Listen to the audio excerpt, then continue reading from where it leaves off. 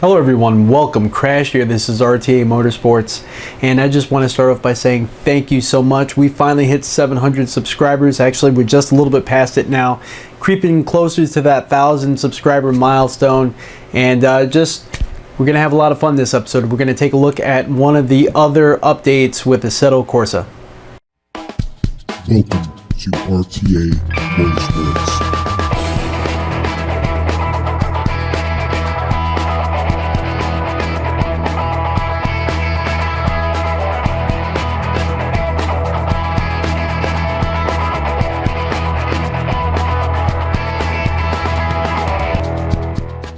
So yeah, it actually took me by surprise. I was not paying attention to that subscriber count at all. Not even a little bit. I don't look at it on a daily basis. No.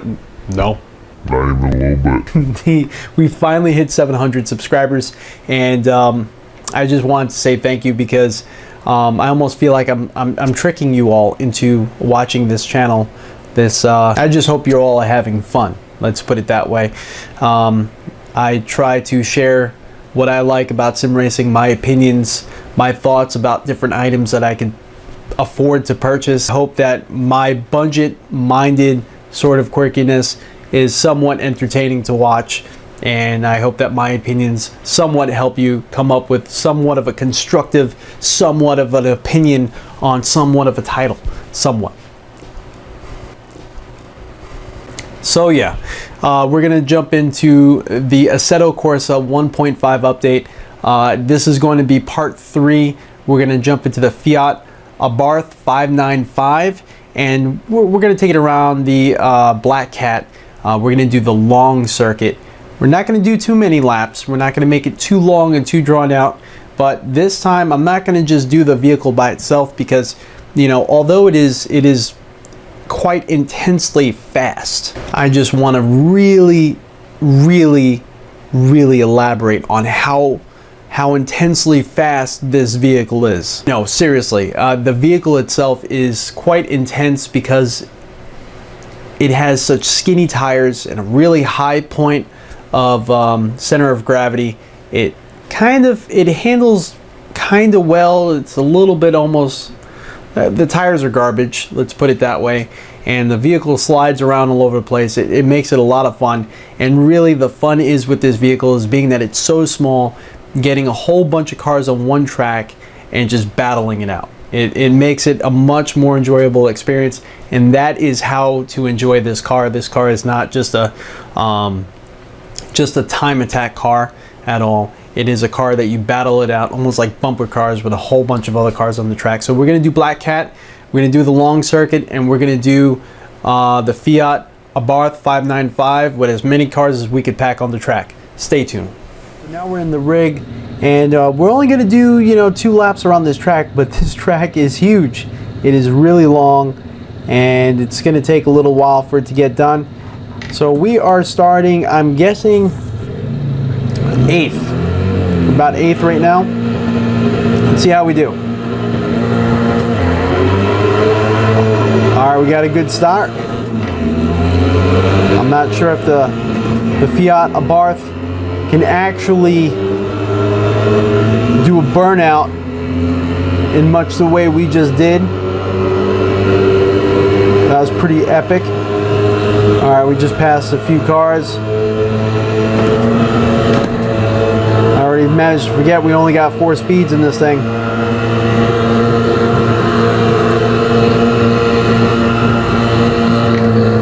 Riding door to door.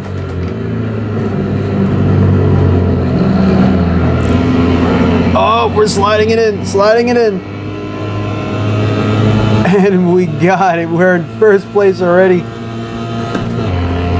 Pretty insane. Now we have the AI strength at 100%, so I don't know why we're already managing to pass the AI.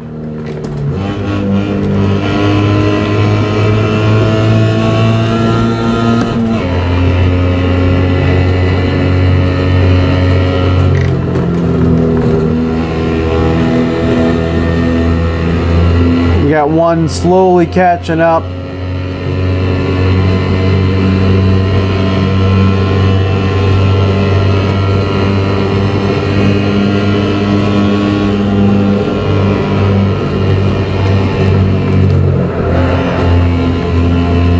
come off throttle in this car, it's amazing how fast the thing just wants to oversteer. You just lose the rear end immediately. Now this is the stage 2 version. I'm not speaking for that, you know, hardcore, crazy default standard version. This is, you know, the stage 2 wimpy double horsepower version.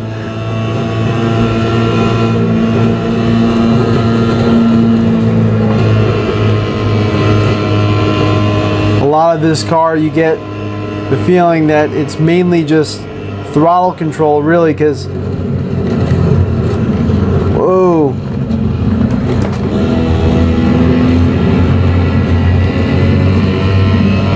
Because the car doesn't really, I mean, it handles well, the turn-in is good, there's not really a whole, I mean, there's a little bit of body roll, but it's not terrible. But, you know, if you just come off the throttle just a little bit, you immediately lose rear tire traction and you are spinning. So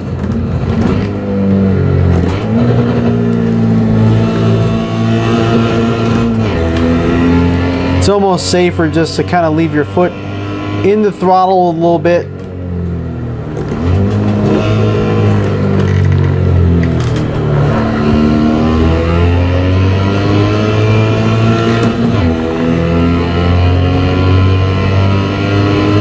We are still on the first lap. We are pretty much pulling away from all the other cars.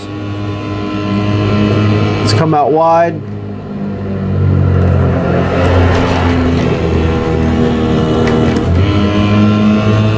Love that turn. The turn is awesome.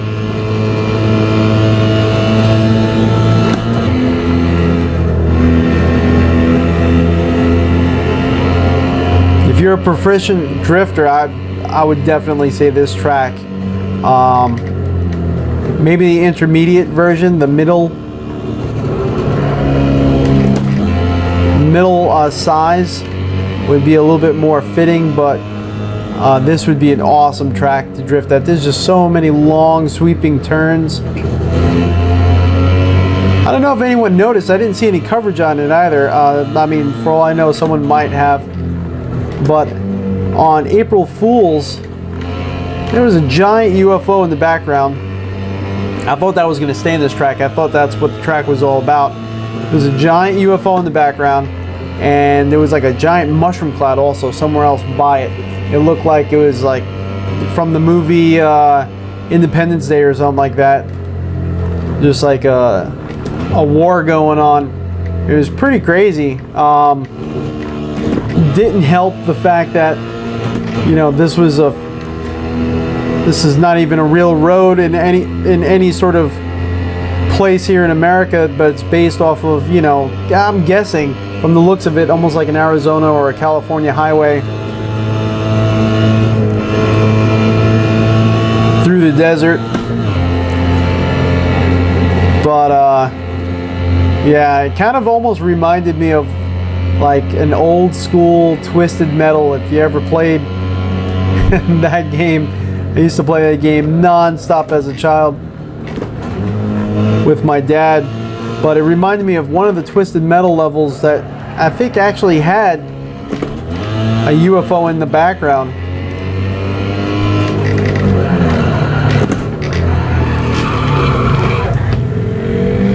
I almost forgot about these hairpins here. It looks like 2 cars just retired so far. Yeah, there's a third car, driver 5.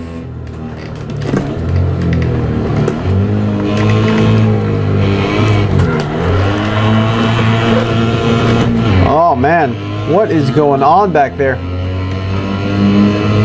There's a whole bunch of cars retiring.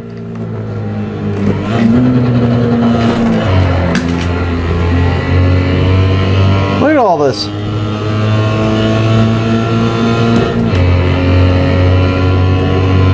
Even more. Huh.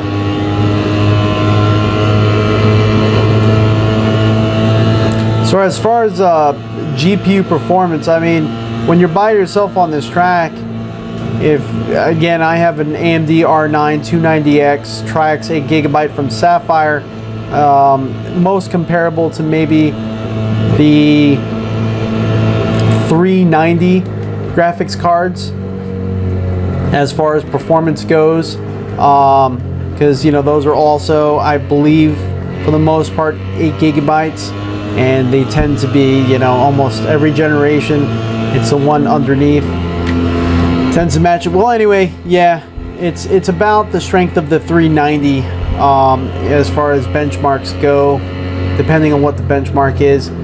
But by myself on the track, I'm, you know, 70, 80 frames per second with almost everything maxed out. Right now with the 23 are the cars on the track, I'm averaging a little over 50 frames per second or so. As far as CPU percentage, it's saying about 65% CPU usage. That's pretty much it from that list that I could decipher. My CPU is an AMD FX 8350 overclocked to 4.4 gigahertz. I have it water cooled. It stays pretty quiet, pretty cool. I like how they're using some of the billboards as advertisement for future packs coming out with the date on it. So we got May 18th, we have the Japanese pack coming out, and another billboard here. It looks like an AE86, and I'm guessing that's what that is. Looks like also an RX-7, May 18th, so that's going to be neat. Start drifting around with those there. This part of the track is like a really rough, patchy sort of, you know, unpaved, uncared for section of the road, which you do find here if you don't live here in America, or you manage to live in a nice area that's constantly having manicured highway. I posted a video probably about a year and a half, 2 years ago, of a drive that me and my fiance did across country. It's a time-lapse video in my WRX I used to have, and there were some parts of the highway, because you know we drove from Florida to California, and oh man, that turn's awesome. There's some parts of the highway that you'll end up hitting that are just rough like that, and it's a main highway, and it's really surprising, and it's really abrupt too when you go from one state to the next, or even one city to the next. It's like a defined line of, you know, they just not caring. You know, I'm sure it has to do with city, town, or even state revenue. But yeah, some roads are really bad like that, and you get a pretty cool sense, especially with this car, with as skittish as it is, with the really tiny tires that it has. You really get a good sense of just like losing traction and just skateboarding above the bumps on that section of the road. It's pretty cool, pretty cool. We're hitting just over 60 frames per second here at this part of the track. CPU usage is still hovering around 63, 64%.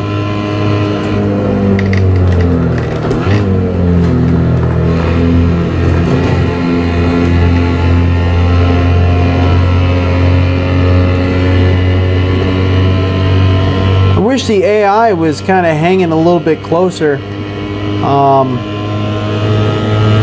A little bit of a letdown. You know, I have the AI turned up to 100% as far as difficulty goes, and we kind of, you know, pulled away from them almost immediately. A little bit of a letdown because, you know, the size of this car here, I noticed it was a little bit more of a struggle in the Nürburgring.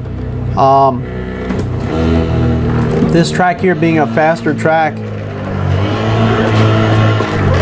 Oh, we lost it.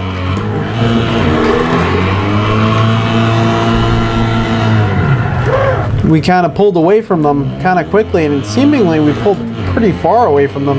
I don't even know where they are right now.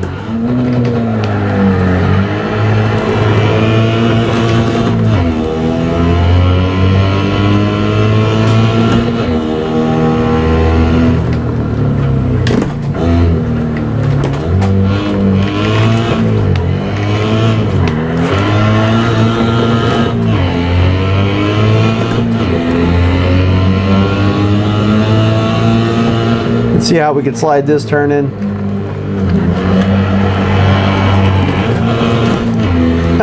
This car is awesome. I'm sure in more multiplayer this would be a very cool car, and maybe if in some tracks the AI could keep up, it'd be a hell of a lot of fun. So from 8th place to 1st place, and we kind of dusted the competition pretty quickly. So yeah, my opinions on this little car, it's a fun car. It's different. It's very different than any of the other cars. It's quite slow. You do get a nice turn in. Look at that slide there. Look at that. Ah, that's when we lost it. That's when we lost it.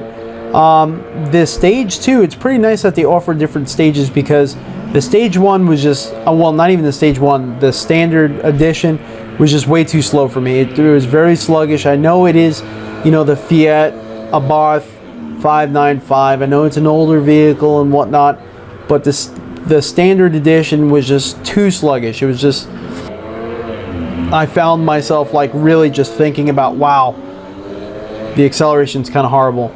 And it only magnified itself on some of the inclines and declines, especially of this track. The stage 2 really is the car for me if I'm going to use this car, and the car is a lot of fun when you do have that door-to-door sort of battling going on. Without that door-to-door battling, it kind of feels a little stale with the car. The car is a lot of fun to throw in the corners, and the car is a lot of fun to enjoy as far as the physics goes, but it's even more so, and I think the charm has to do with having other cars around you. So anyway, this is Crash. This is RTA Motorsports. Kind of a quick episode, a quick look through of the new Black Cat track that we have, which is really just like a California/Arizona highway. It's a hell of a lot of fun. If you're a drifter, I mean, this is going to be a paradise track for you. 3 different layouts. This was the long one. So I hope you enjoyed, and have a great day, and of course, see you all out on the track.